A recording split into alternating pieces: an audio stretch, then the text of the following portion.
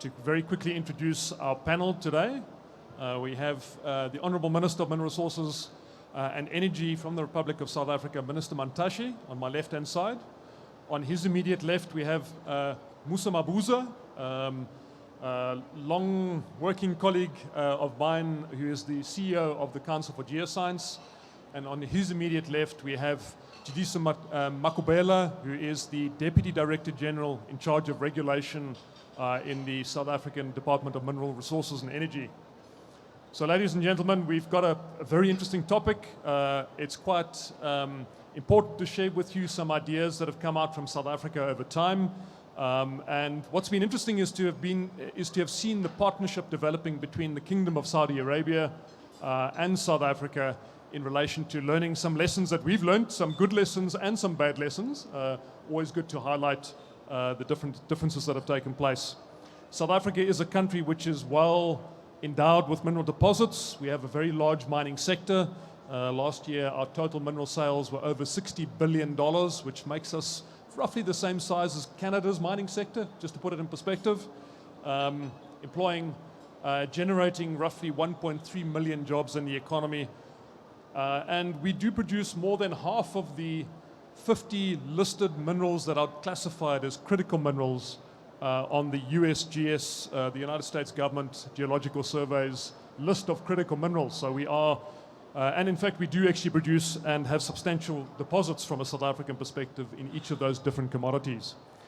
But our purpose is not to talk about our specific reserves and the fact that we will play quite a critical role in the world going forward. We wanted to spend a bit of time looking at the fact that we have a well-established value chain within South Africa that's evolved and developed over the last 130 years. And we have a number of centers of excellence that have been developed. We have a world-class mining sector. We have world-class research institutes. And the next panel will deal with some of those institutes that we're talking about. Molefi, you up next. So you'll answer some difficult questions then. We've got the Council for Geoscience, which is really important. But I'm going to slightly also add to the panel's questions, which is then just to give a little bit of a perspective on the fact that South Africa's mining sector not only has these parts of the value chain which are critical, which include the supply industries and a very well-established downstream industry, which is very much part of the conversation that we're having here in the Kingdom of Saudi Arabia, but also to look at what we're doing to unlock investment in those new minerals of the future, which is very much on the exploration front. So we've got the right people on the panel, and I'd like to start off by asking the Minister to give his introductory comments on where South Africa is at the moment, and particularly just thinking about the value chain and I guess partnership, Minister, which is something that you've been talking about for some time with the industry. Thank you very much, Roger, the moderator of the panel, everybody present, esteemed guests from other countries. The difference between us and Australia is that they are putting together an industry. We're an old mining jurisdiction. That's why I wanted Peter Leon to join us here in the panel, but it's not my call. It's an old that has gone through various stages of development. It has also gone through high levels and troughs in that process. We are here today as a jurisdiction that has moved on from being a more gold-centered mining jurisdiction. For many years when we were growing up, when we talk mining, we're talking gold mining. Everything else was ignored. But today, South Africa is the home for many minerals of the future that are talking to the much-needed minerals for moving to the green economy. All those minerals are in South Africa. You find them in many. I'm sure my panel here, which are experts, will give you a breakdown that we're leading in this. We're leading in platinum group metals. We're leading in vanadium. We're leading in this. They will give you those statistics because that is what our strength is. So as the issue that we've gone through is regulation. We've also gone through various stages of regulation. Again, a regulation that talked to the issue of a country that achieved freedom in about 30 years ago. And when it achieved that freedom, one of the challenges that faced the industry was to open up the economy to the much deprived black section of the population. And I can say, Roger, we're doing relatively well there. We're doing relatively well there. We're not getting the credit that we should be getting on the progress that we're making there. Because I always tell people when we talk of black economic empowerment, which is a scare word, actually I quantify it by seeing into a number of black capitalists who emerged from the system. And you can quantify them that so and so, so and so, so and so. And that progress is quite important for us. And I must add that mining is doing well. After the COVID-19, it rescued the fiscus in the country. Rescued totally, because we almost collapsed during the lockdown, and it was mining that rescued the fiscus. Today, we have reached the stage which is above the pre-COVID level. So we're quite a growing economy, we're a lively economy, we're open for discussion, we're open for ideas. But I must tell you, if you bring a fresh idea, don't think that you are going to find a tabula rasa. You are going to find a very nosy democracy that will question your idea, interrogate it in details, and accept it if it makes sense. That's where we are.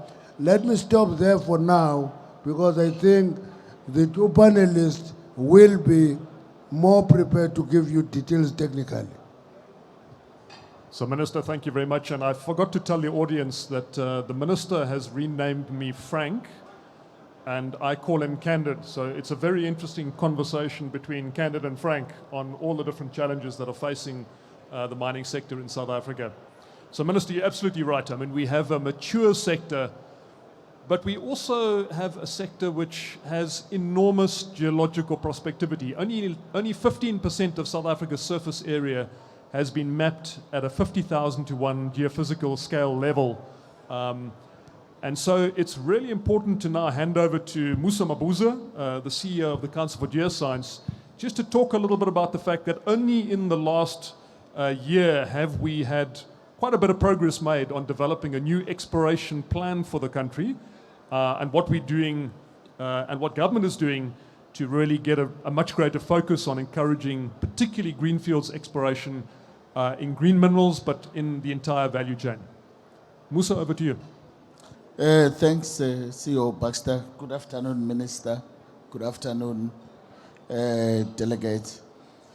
So we have been a mining country for over 150 years.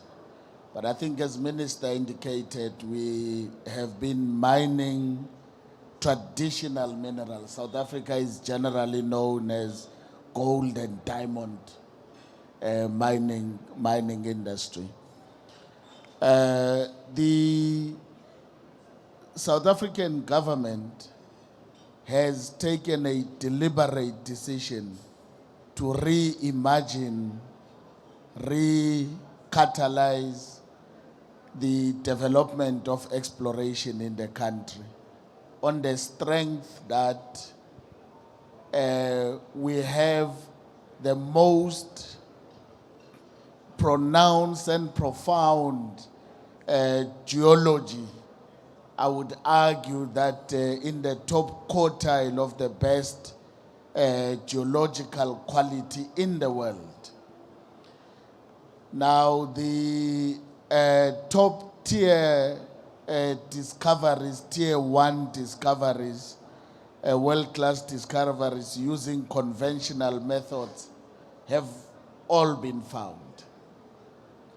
Our forebearers have done a fantastic job of mapping at larger scales where such discoveries were, perhaps where Saudi Arabia is today. Now, our government has assessed and analyzed all of this setting, and it has taken a deliberate decision to say that we need to relive the exploration, to renew the exploration cycle and take it back to the days of an exploration rush back in the country, and understood that in order for South Africa to become that exploration investment rush, it needs to first invest in geology itself. And so, as part of the value chain integration, there's a deeper understanding that it starts with geology. So a government that is determined and that has an understanding that it needs to develop the mining sector begins by investing in geology so that it can know what it has. And so that when you know what you have, you can manage it very well. And that's where the starting point of the integration, value chain integration is at. So last year we were tasked to work with the private sector represented by the Minerals Council to work on the exploration strategy which our cabinet has adopted and approved as the national strategy for revitalizing exploration. At the core of that is geological information. And so we have been ramping up mapping onshore at a scale of 1 in 50,000 in the past couple of years. We now have a coverage of almost 12% onshore geology, onshore geological mapping. And that is beginning to show more detailed information that would ordinarily would not have surfaced using the higher grade, higher scale geological maps. But the key thing, the key target, and what is our big, hairy, audacious goal is that we want to ramp up the exploration activities so that we can claw back at least 5% of the global exploration share. And so we, as the Council for Geoscience representing the government on geology, we make this information available on the geological portal. Our minister here launched the portal at the Mining Indaba last year. We have had over 30,000 people accessing that information because now they are beginning to make informed decisions about areas that they want to apply to. So not only do you invest in geosciences, but you also need to invest in systems so that the information can be made readily available and be looked at through a different pairs of eyes in order to see things that other pairs of eyes may not necessarily see. I'm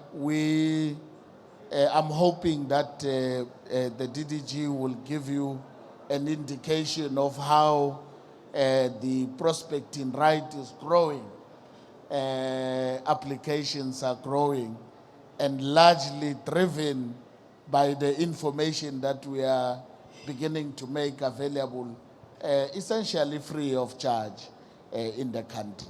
Thank you very much, Baxter. So, CE Mabuza, thank you for that. And let me say that you and all the members of the panel know that what we've seen over the last decade is how geology has changed so much from the typical field work that you used to see to having teams of statisticians and economists sitting behind the scenes looking for the geological abnormalities, running their own algorithms, and then coming up where they should send the geologists to go and do the actual specific work. So this is a really important part of unlocking again South Africa's value from a geological perspective, and we think it's really important. And yes, we did participate in the process in developing the strategy. in developing the plan, not the strategy. The strategy being a slightly different document, but lots of work still being invested by both government and ourselves in that process. Now, linked to this and some obviously really important news to share with the team here, and the Minister did indicate to me that it's okay to say so. There's been a lot of work done on South Africa's cadastral system. We have a system in place at the moment called SAMRAD. There is agreement that SAMRAD is not fit for purpose. There was a RFP process that was out there looking at putting a new bespoke system in place, but that's going to take too long. So the DMRE is much more focused on putting in place an off-the-shelf system and getting it running as quickly as possible. And I think there'll be some exciting further news coming up quite soon. So let me hand across to DDG Makubela, who is at the front end of, in fact, both ends of the licensing process. There are many different licenses that are in the system. But DDG Makubela, just to get some thoughts, what your view is, how this cadastral system will really help unlocking the timeframes, and then perhaps your views on how we're going to focus on those timeframes. We have you have made some progress in getting some of the outstanding licenses resolved. That's both at a prospecting right level, but we need to obviously look at the mining right level also. You've done a lot of work there too, so maybe your thoughts.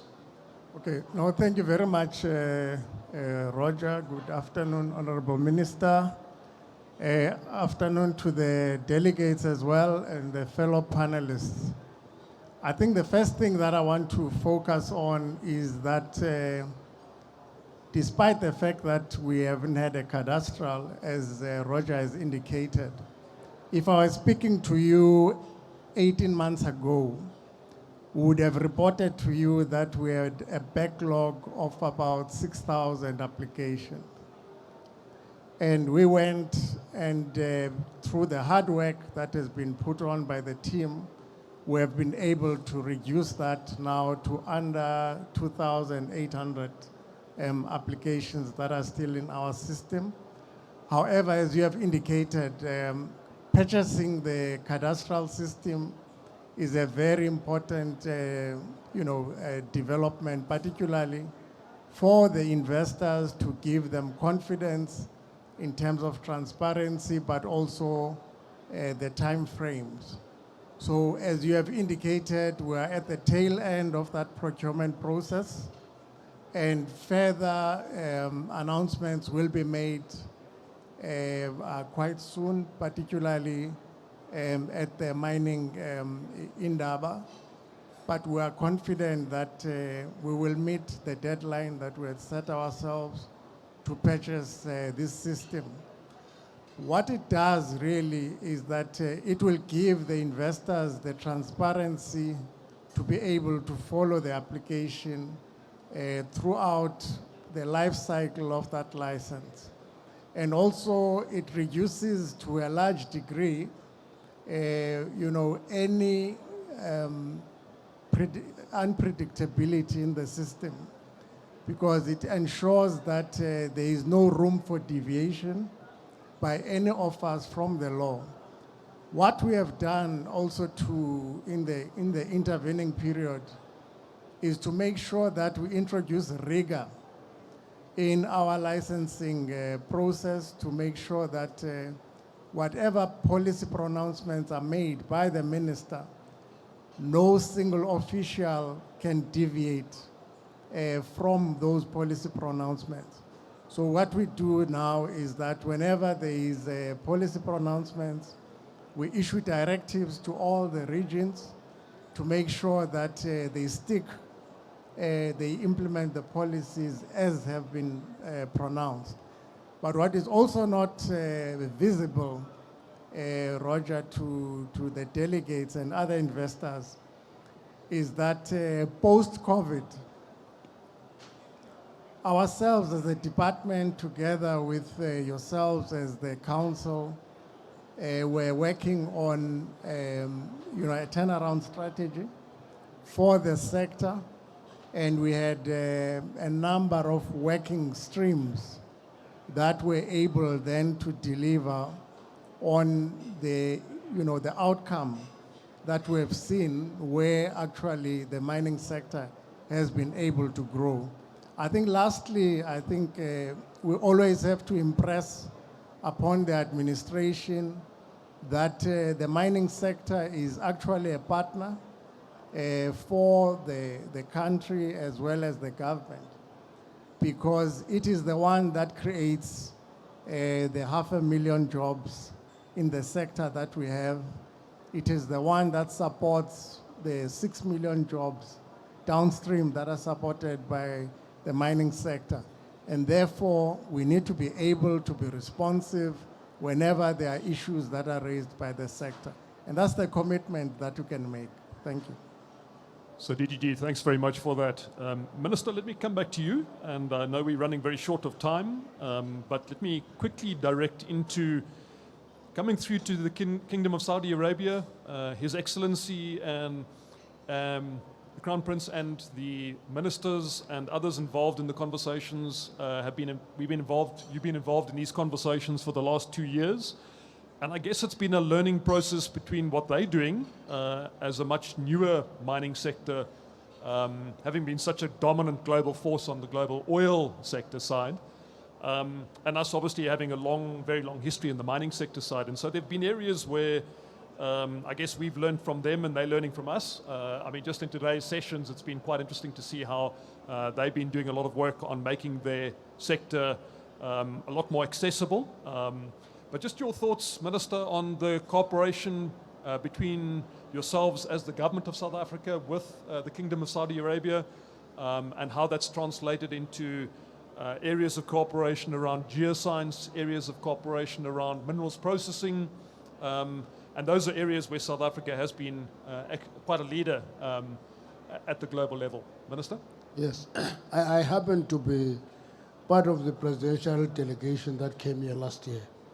And I'm here today. There are a few points that I've learned here. One is the clarity of thought. It's quite important. Number two is determination to do what they want to achieve and courage to actually do what should be done. And I think they have an advantage of having money and resources as an advantage. And I think that lesson is the lesson that I'm taking back home. That unless we have clarity of thought, we have determination, we have courage, we're not going to succeed much. And I think that is what I draw from the visit here. Number two, you know, we're learning very hard lessons on the transition, on the just energy transition, because we're a major coal-producing economy. Actually, coal is the second biggest commodity in terms of size of foreign earnings. Then we must think quick and move fast in terms of moving from high carbon emission to low carbon emission. That thought process is quite intensive in our case, and we are involved in it. But what we have also emphasized is that the worst thing that we can do is to rush to switch off coal and hope that we can switch on renewables without actually a due process being followed. We're quite thorough about the process, mixed technologies in the transition until we're ready to move on. Minister, thanks very much. Let me quickly, 1 minute, Musa, if you wouldn't mind, just on your side, the cooperation with the Kingdom of Saudi Arabia at the Council Geoscience level, and just your thoughts, and then I'll also ask DG Makobela to do the same. Any thoughts on the cooperation, and I'll quickly do a summary. Thanks. So we, the Council for Geoscience has a partnership agreement with the Saudi Geological Survey. And the greatest advantage here is that our geological settings are very similar in South Africa and here in Saudi Arabia. I think they are the only country that beat the champions in Qatar last year. And so if you beat the champions, then you are a super champion. But working with the super champions in soccer, as it were. We are translating it into the geological world. There's a lot of exchanges that we are making, and working with the Saudis. They've been very cordial, and we are excited about the window they've opened for us to bring South African geoscientists to add value as the center of expertise and excellence in geosciences that will contribute towards the 2030 Saudi vision, as it were. Thank you. Thank you very much. DDG Makobela, any last thoughts? I think from my side, just to reinforce what the minister has indicated, what we have experienced, particularly in the last 2 days, is that we need to also refocus on the critical minerals back home. So we need to have a particular strategy on how we begin to support the licensing of those minerals going forward.